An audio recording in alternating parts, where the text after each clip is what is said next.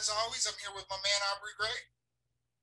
We got another special guest for you today, Paul Hernandez, owner and operator of 661 Hoops Live. He's also a player evaluator for Silver Waves Media and a contributor in the past to the Full Court Press Scouting Service. And finally, he's a social studies teacher at Ridgeway High School in Bakersfield. So he's going to have a little bit of a different perspective on not just athletes, but students during this pandemic. So, Coach Paul Hernandez, thanks for joining us. Paul Hernandez, owner and operator of 661 Live Hoops. Thanks for joining us on episode 2 of the Hoops Factory TV podcast. No doubt. Appreciate you. Thank you guys for having me. Really excited to be here. Absolutely. So we wanted to jump right into the topics. First topic in high school is we talked to David Vouillon, who was really able to give us some of the insight on what it had been like in Southern California. You're there in Bakersfield. What has it been like in Central California over this past year, especially for athletes dealing with the pandemic? But I know you're also a social studies teacher. So what has it been like for all kids, really? Yeah. So as the years progress through, I think what's the biggest thing that high school kids are having to deal with is just operating in a world it's completely out of their norm. You know what I mean? Not having the interaction with, classmates, not having just the normal stuff. Like I asked my students probably about towards the end of the first semester, what's one thing that you guys really miss from being on campus, And I mean, the A students all the way to the students that don't ever participate were like fights. I'm like, yeah, I remember being in high school, you know what I mean? It's entertainment, and they're like, but that kind of stuff. And so it's been, it's really been hard for me personally to have conversations with students and realizing like, if we don't take time out of each week to talk about real life and not talk about, I teach world history, not talk about world history content, I'll be fine in the long run. They'll be fine in the long run if we miss some content in order to address some topics that a lot of these kids are really struggling with. We've got kids that are foster youth. We've got kids that are, special need students. We've got ELD, English language learners. And so you add all those variables up. And then even the kids that have 100% in the class that are turning every assignment in, when I have a one-on-one, they're like, I'm just depressed, or I'm just, I'm not feeling it right now. I don't want to do anything. I'm just lazy. And like one word, and it's not even if it's a real word, but that kind of sums up what a lot of these kids have said is blah. They just feel blah. You know what I mean? And they're frustrated because there's just no answers to anything. And it's hard for me because I'm like, I don't have answers for you, And so the real, I think really growing moment that I hope a lot of educators and also students and just society in general get out of this is, I think sometimes our expectations for young adults are ridiculous. We expect them to be mature and not make mistakes and be this, and this. Like, we didn't make mistakes at that age, but also like, this is the process of learning how you develop those characteristics and qualities. They don't just come hand knit for you. Here's a packet your freshman day of high school and responsibilities in there. So make sure you grab that and have that with you. Preparedness is in there. Make sure you have that with you. It's like, it's unrealistic expectations. And then you put it in this environment where it even enhances a lot of those even more. The amount of students I have this year that are babysitting brothers and sisters, letting me know, hey, I'll be back in 15 minutes. I got to help my sister set up for class.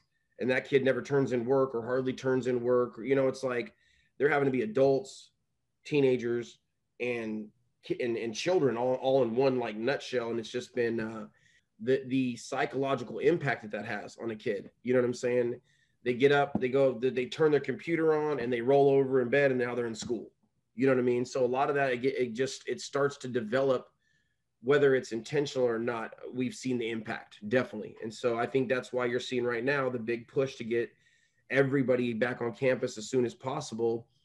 A lot of that stems from what you've seen. I talked to a couple people this last weekend. I was at the League of Legends event in Phoenix. I was talking to a couple people that are in education that have had students that have taken their lives, and it's, when you hear the reality of that, I think this is where kids that are involved in sports and do have outlets, whether they've had to be strategic about it or not the last year, I think they've had some advantage because they've been able to escape some of that negativity that a majority of kids have been faced with. And so that's I think hopefully a good segue into how this has impacted the players, because they're obviously dealing with the same thing when it comes to the school and the learning environment.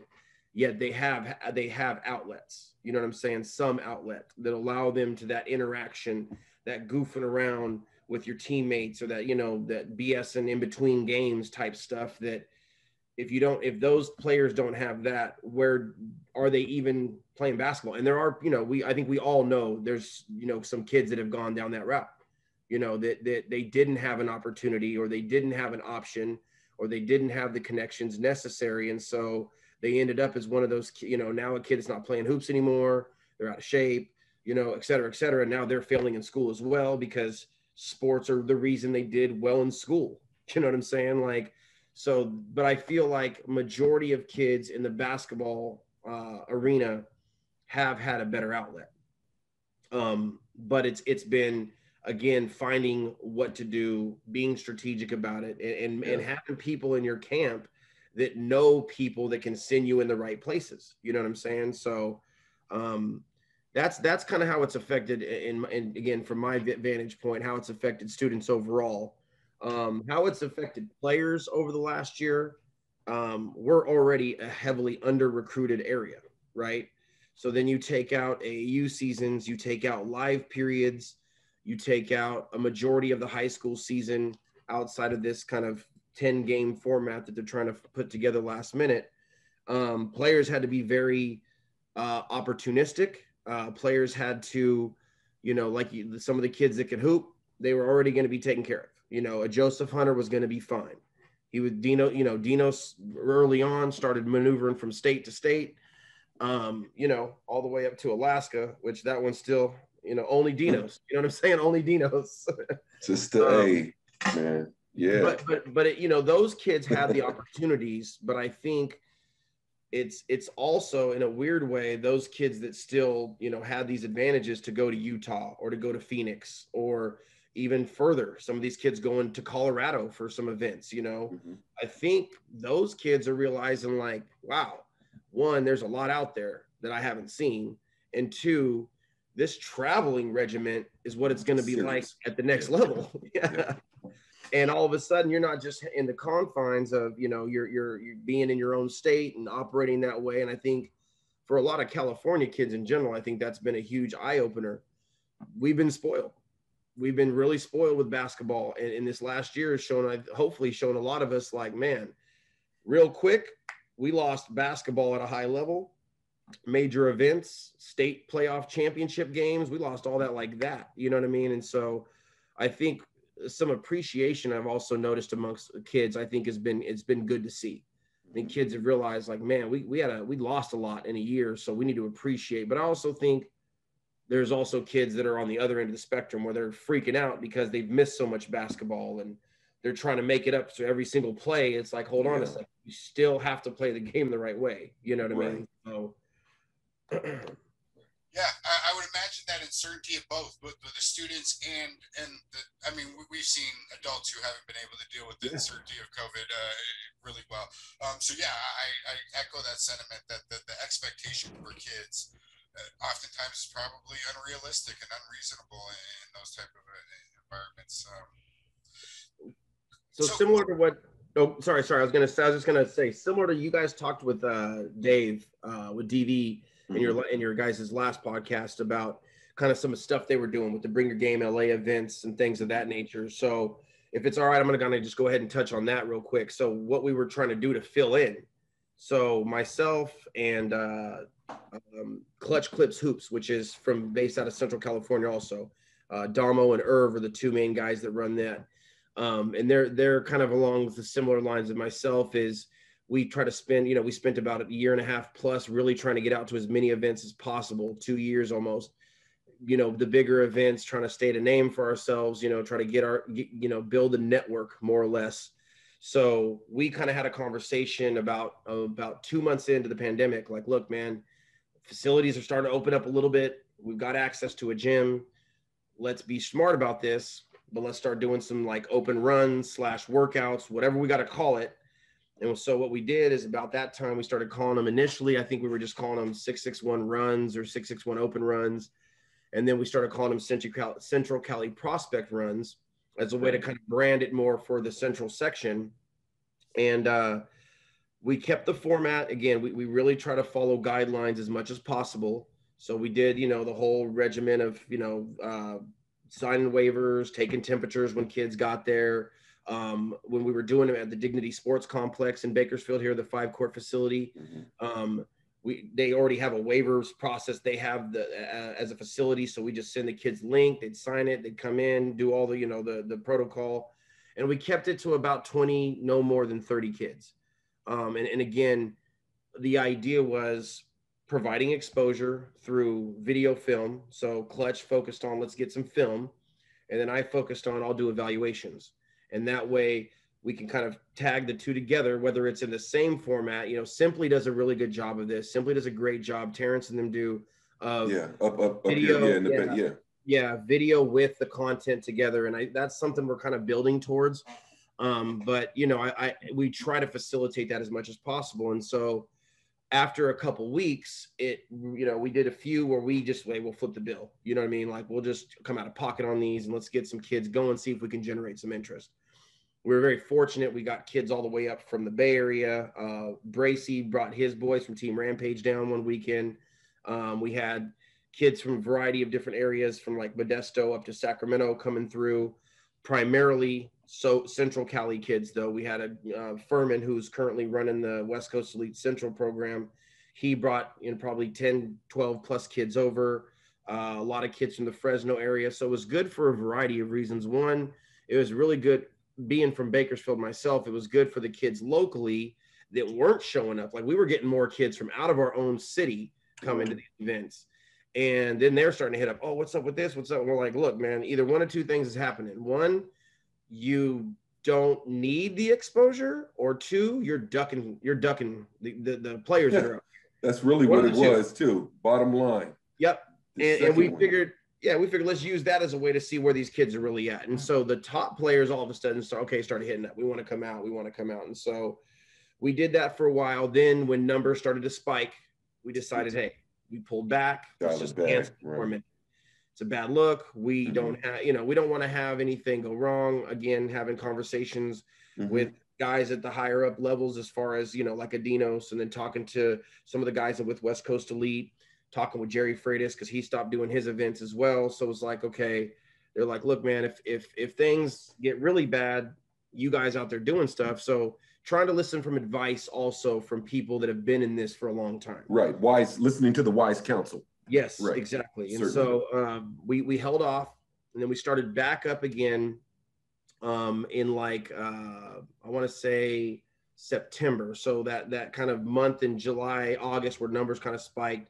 We took that month off, then we jumped back at it again. And then we went through until basically Thanksgiving. And then again, numbers were starting to skyrocket. And we just figured, hey, you know, again, as much as it was benefiting us and benefiting players, at the same time, we just didn't want to have anything that looked like we were being irresponsible. You know what I'm saying? Right. And so that's when we kind of took our foot off the gas on that. And then since then, you know, there's been a variety of things. We actually went to, you know, down in SoCal, you got the OC Nights runs that were really trendy down there. We went to one of those. The Bring Your Game LA, we didn't make it down to the event, but in contact with them guys as well. I've known DV for a couple of years just through the hoop circuit, everything. And so, you know, really try to promote it on my social media outlets, even if we weren't able to be there. You know, Simply was doing their runs up in NorCal. So I think for California, there was plenty of opportunities for kids to get out and play. It was a matter of, you know, are things being done in a responsible way? One. Two, is it going to be something that's more than just an open run? Because, you know, the other thing that goes behind it is, if you're saying you're doing it for exposure, then what are your connections? You know what I mean? And so that's where we had to take it from, okay, well, we have our contacts of coaches, but we needed to be facilitating information. So if we're having an open run, let's make sure we've got other people there that can either evaluate the talent or at least speak on the behalf of a player. You know what I mean? And so we had a few kids get some offers after some of the open runs. Andrew Meadows got an offer from Washington State. And I believe there was another kid who got some serious interest. Quentin Myers got some serious interest from Detroit Mercy, I believe, in Detroit. So, and we just had a lot of conversations with coaches in general. Now, has that panned out to anything? It's a really tough recruiting environment. You know what I mean? But the fact that some of these players' names are even out there at this point, being circulated, right? Who were no-name kids from somewhere, like a kid named Nate Townsley, who's at Kingsburg High School, 6'3", can shoot the ball, 4.0 GPA. It's a high academic prospect right there that no one even knew about. You know what I mean? So some of the coaches in the area were really good about bringing their kids through, because we try to keep it as neutral as possible. We're not trying to have sides. We're not trying to, pull kids here or pull kids here. It's literally a chance for kids to get some run, one, and two, for their run to be put on some sort of stage so we can get your name out there. Because if not, again, unless you're the Joseph Hunters or the AJ Georges, and I got to give a lot of props to Ebo. Definitely. Porter. Mitch did a great job of putting together a hell of a squad, man, and took them all over. He had Joseph Hunter, AJ George's stock just shot through the roof. He's committed now to Long Beach State. A couple other guys on that roster too, like an AK Okereke, 6'7" kid out of Clovis North. It just didn't have any 4.5 GPA. Just didn't have any notoriety. You know what I mean? So a lot of props to them and Meach on getting those guys to big events. Having a guy like Joseph Hunter on there helps. You know what I'm saying? That's an attractive kid. Well, I mean, even but you're talking about Ebo. I mean, they've been, yes, Matt Sabara, I believe. You know what I'm saying? Matt's. You know what I'm saying? So you're talking about Carlos Boozer coming down from Alaska in like 8th grade. Yeah. Okay. And that was like 96. Yeah. You know what I mean? So he was, the big fellas, the twins from Fresno. Yeah. Yep. So, I mean, he's always had, Ebo is just one of those brands, really firm in the industry. Yeah. So that was huge, especially I think Kobe Barnes was a kid from Buchanan High School. He ended up with he signed with Point Loma. I don't even know if he had offers before he started running with Ebo, So again, they did a great job of facilitating that for the higher end kids. You know what I mean? Yeah. Obviously, not everybody's going to be on that stage, but for the kids that needed it, especially an AJ George, a Kobe Barnes, some guys like that. Even some of the guy Lawan Watts ran with them a few times. He's been kind of off and on with them and a few other programs. So it's really provided that extra spark for some of those kids. And then I think with the West Coast Elite Central branch starting up, I think that's the 2 weekends that group has been in Phoenix this last month.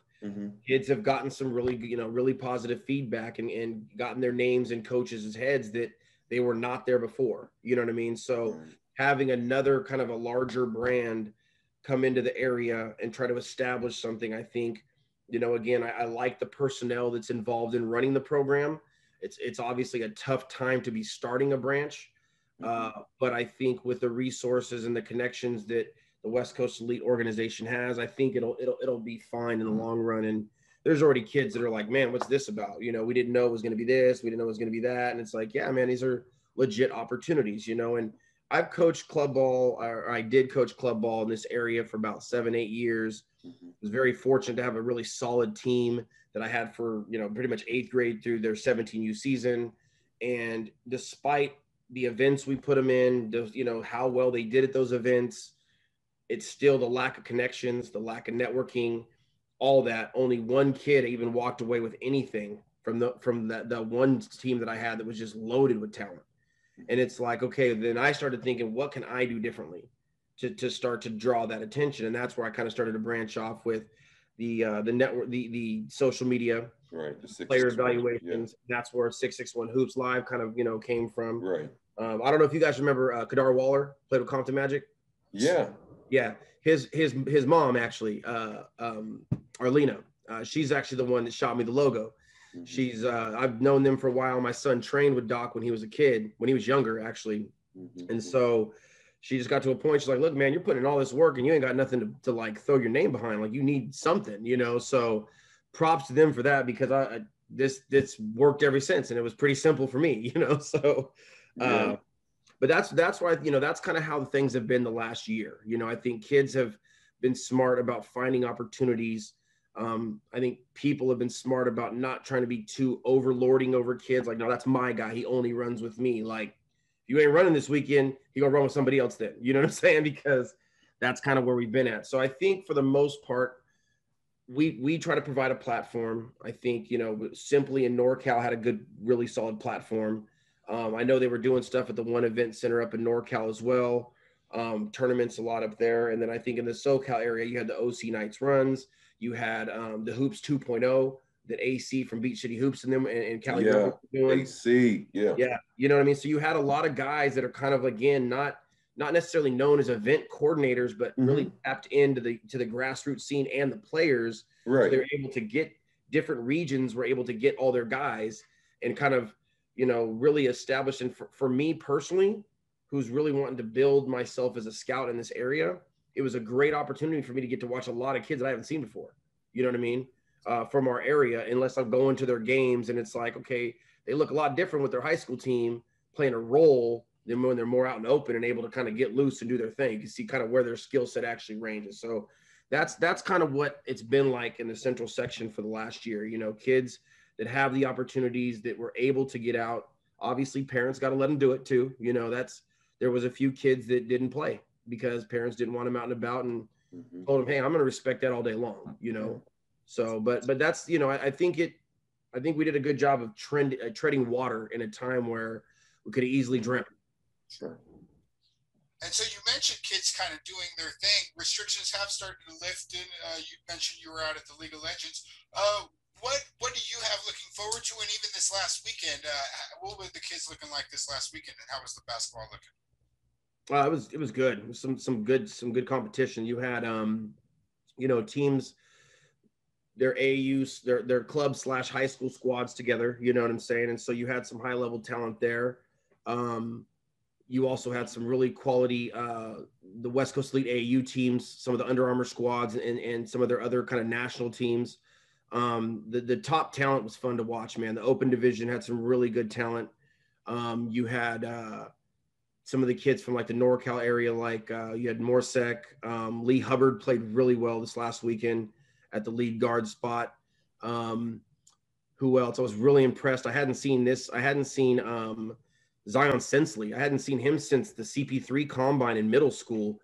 His game looked solid all around. I mean, he's not their lead scoring guy or anything, but he looked really good. So that SFBC program, which I think is a lot of kids from Archbishop Riordan, they look solid. I think they went 4-0 for the weekend.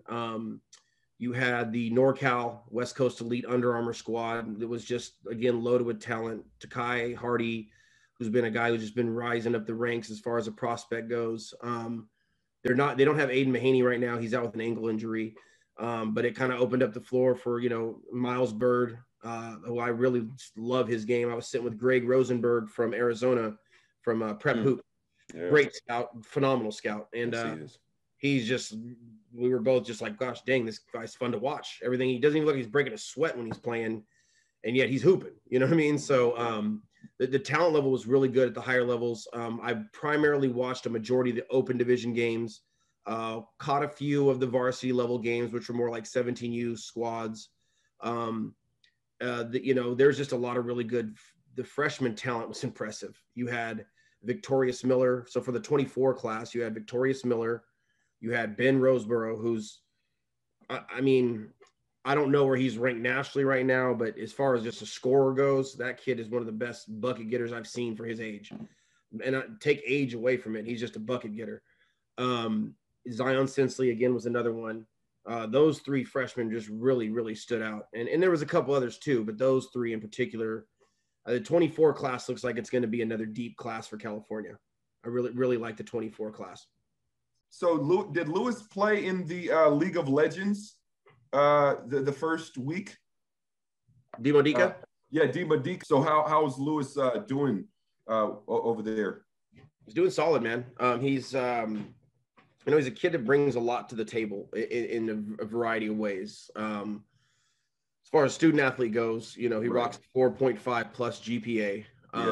He's the type of kid, when you get an email, you know, a text message or an email from him, I feel like I'm getting it from a professional, one of my coworkers, not necessarily, you know what I mean? A kid. Not a high school basketball player. Yeah. Especially when you get some from other kids, it's like, whoa. Yeah. But as far as his level of play goes, so he was there the first week in the League of Legends and played with the 17U national team and the 18U national team, part of the new Central Branch program. Okay. It started up with West Coast Elite this year. The director's Amarius Furman. He's the assistant coach at Allen Hancock.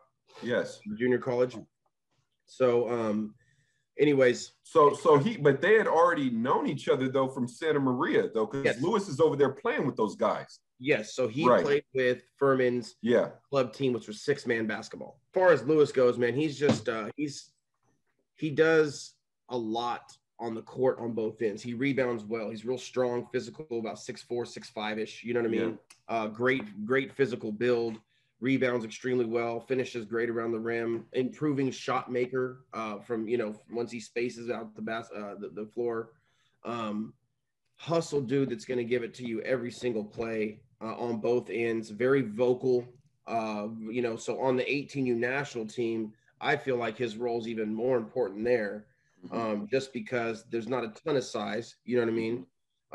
But he also anchors it just with that verbal communication and his IQ, not just in education, but in basketball as well. You know, you could tell he's a kid that's just inherent. He's smart in whatever he puts his mind to. And so because of that, he's not just a dude out there barking and yelling a bunch of stuff. It's actually, he's directing traffic. He can kind of anchor the defense on the back line and really great at communicating. I think he's a kid that probably right now is tracking on the high academic. I think he's a solid D2 prospect.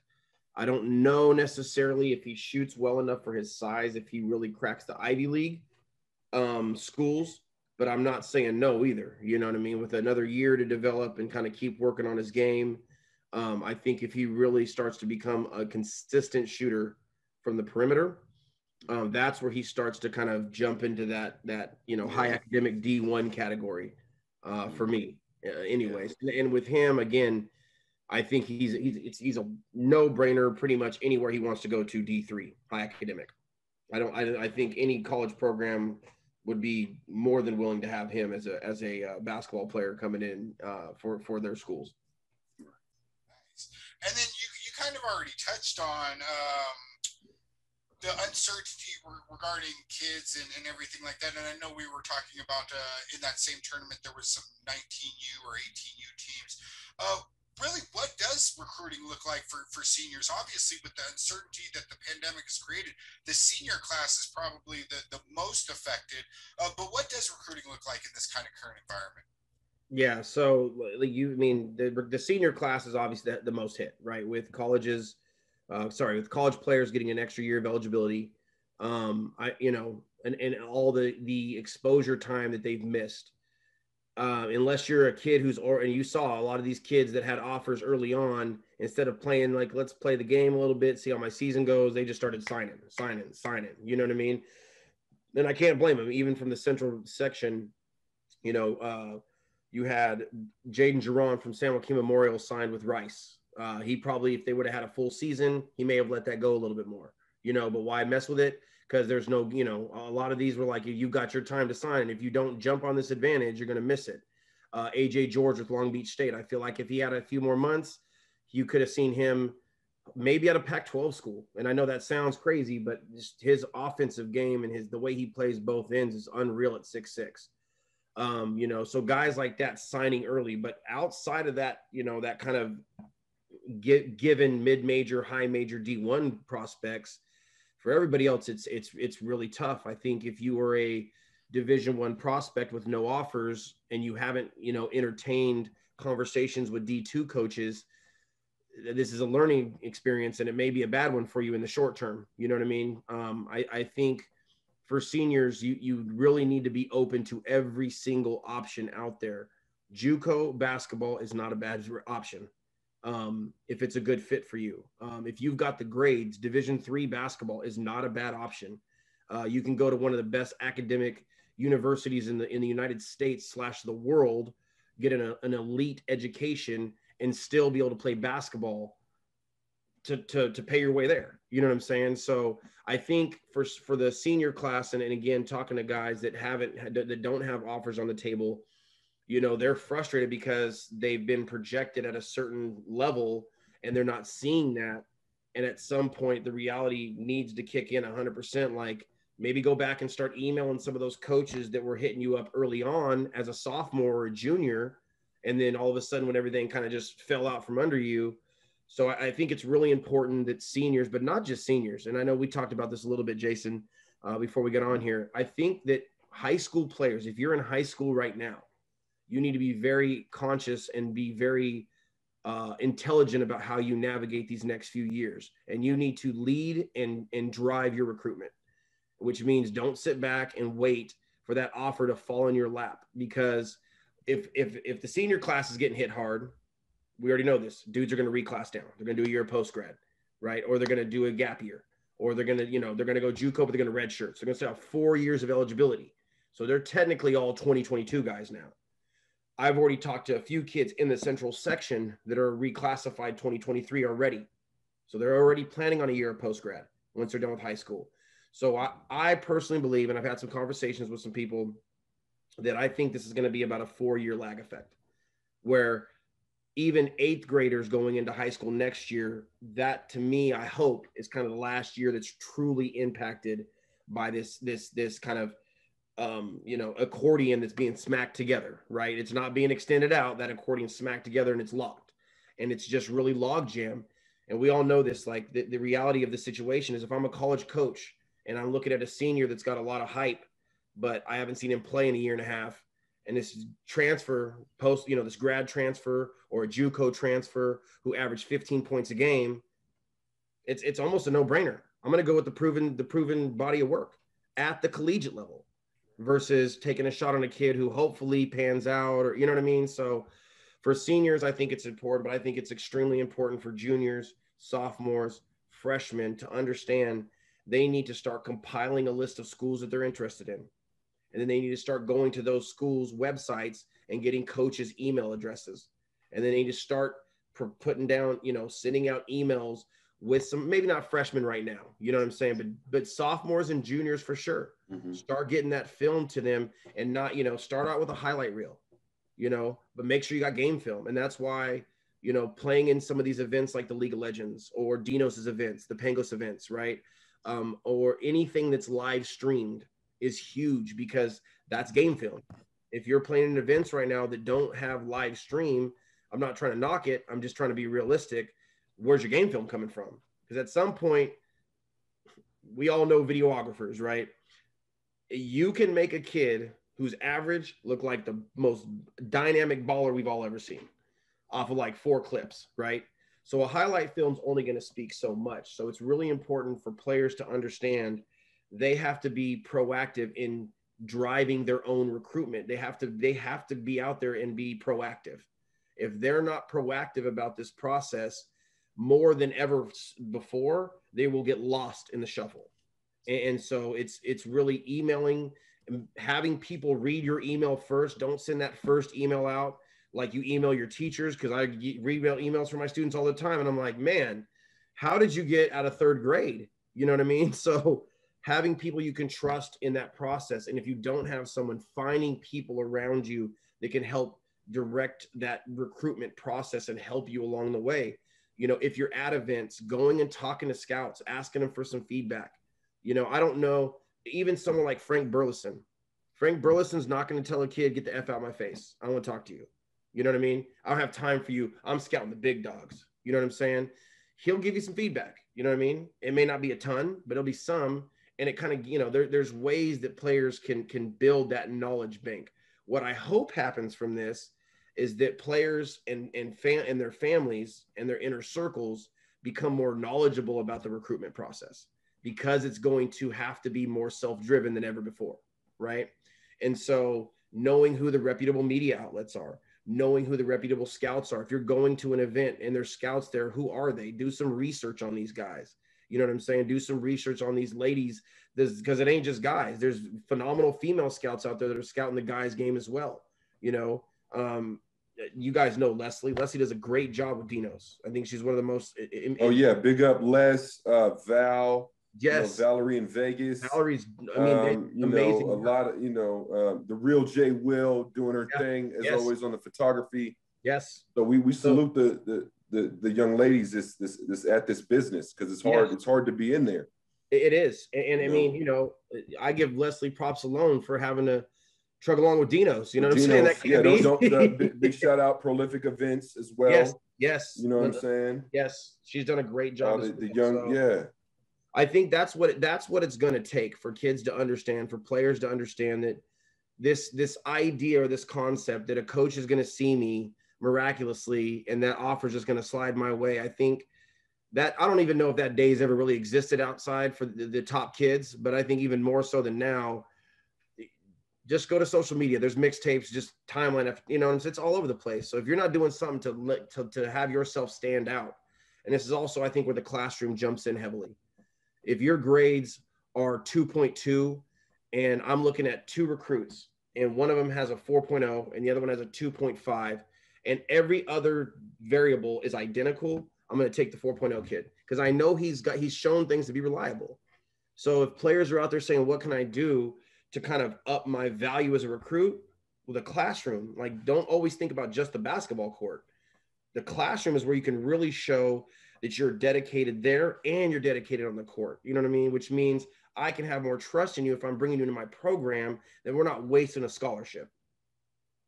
And I'm sure that there's going to be other kind of unforeseen consequences. I'm sure that this year's seniors did not think that the transfer portal was going to end up like the 405 freeway this year. And you know what I mean? Like, we're anticipating having to deal with all that as well. Yeah. So yes, I'm sure that there's going to be other unforeseen consequences that arise over the next couple of years as well. Yeah.